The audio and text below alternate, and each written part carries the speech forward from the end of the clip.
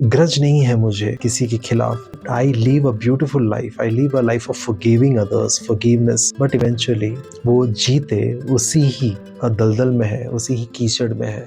हाय, कभी grudge word सुना है? ग्रज एक ऐसा वर्ड है जो हमें बताता है कि एक इंसान दूसरे इंसान के लिए अगर कोई कड़वी भावना अपने मन के अंदर रखता है तो उसे हम ग्रज कहते हैं। ग्रज एक इंसान के लिए कभी भी अच्छा नहीं होता, पर हमें यूं महसूस होता है, अगर if I am holding this grudge for someone, मुझे ऐसे महसूस होता है कि जब तक मैं इस चीज को छोड़ नहीं देता मेरी जिंदगी में, तब तक मैं जीता हुआ हूँ। I am a winner. मैं अक्सर ऐसे सोच सकता हूँ कि उस इंसान के खिलाफ उस कड़वी भावना को जिस मोमेंट में मैं छोड़ दूंगा, I will become a loser.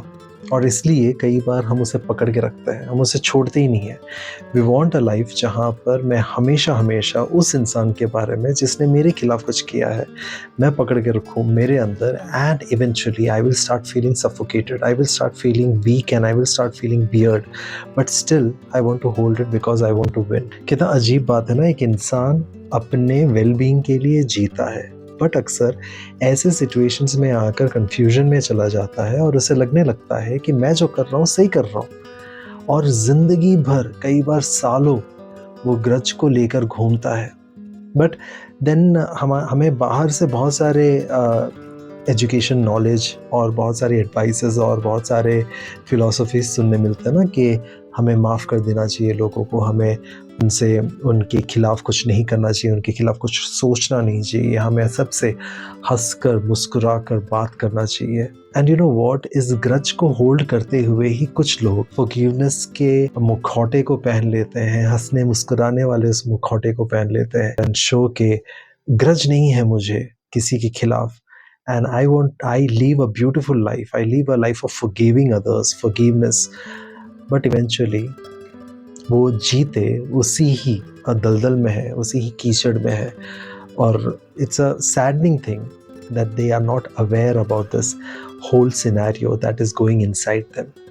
Grudge hold करना आपके पॉकेट के अंदर उस कीचड़ को डालने जैसा है, उस जहर को डालने जैसा है जो धीरे धीरे आपके पॉकेट को भारी कर दी जाती है, आपके पॉकेट को जला देती है या आपके पूरे कपड़े को ख़राब कर देती है, पर आपको समझ में ही नहीं आ रहा, क्योंकि आप बस लोगों की तरफ देख रहे हो, दुनिया की तरफ देख रहे हो, और अपने आप को आपने मन में एक इमेज डाल दिया है लोगों को बताने के लिए कि मैं तो अच्छा हूँ, मैं तो ऑसम हूँ, सुपर कूल हूँ, और इसलिए मैं इस ग्रज को होल्ड नहीं करता। Grudge will always destroy you, grudge will make you feel that you are worse. पुरानी बातों को बार बार याद दिलाएगा, आपसे मेडिटेट करवाएगा, आपसे र्यूमिनेट करवाएगा, बार बार आपके मेमोरी को फ्रेश करता रहेगा, पर उन्हीं एरिया को जिन एरिया से आपको मेंटल सेटिस्फैक्शन मिलता है, मेंटल सेटिस्फैक्शन मतलब नेगेटिवली मेंटल सेटिस्फैक्शन जो मिलता है, वो आपको याद दिलाते रहेगा। इवेंचुअली आप धीरे धीरे उसकी वजह से हर्ट होते रहोगे, उसकी वजह से अपने आप को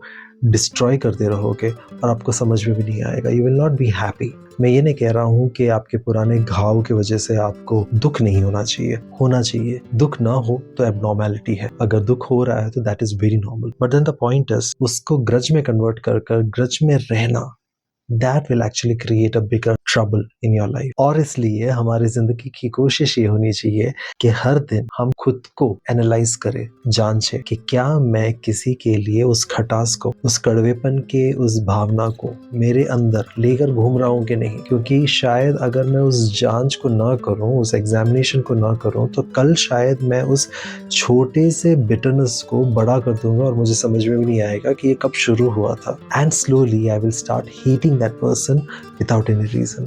किसी से नफरत करना इजी है and it's freely available, like you know, it is your choice, you can actually hate anyone, you can love anyone. कोई टैक्स नहीं लगता, कोई पैसे नहीं लगता, बट लगता है it comes with a cost. It comes with a cost that you will never be able to analyze or count. So it's very necessary that we understand क्या एग्जैक्टली हम खो रहे हैं वो मोमेंट पे, जब हम एक्चुअली किसी को माफ करने के बजाय वो उस कड़वाहट के भावना को हमारे अंदर बसा के रखते हैं, and we are losing ourself one day, जो कि बहुत बड़ा दाम है किसी भी चीज को देने के लिए। So I believe that you will be able to take care of yourself with this thought कि ग्रज नहीं अच्छा है ऑब्वियसली, और अगर आपको इस वीडियो में से कुछ भी ऐसा लगा कि इट इज़ वर्थ लिसनिंग, तो please share it with someone else and also subscribe to the channel. Thank you so much.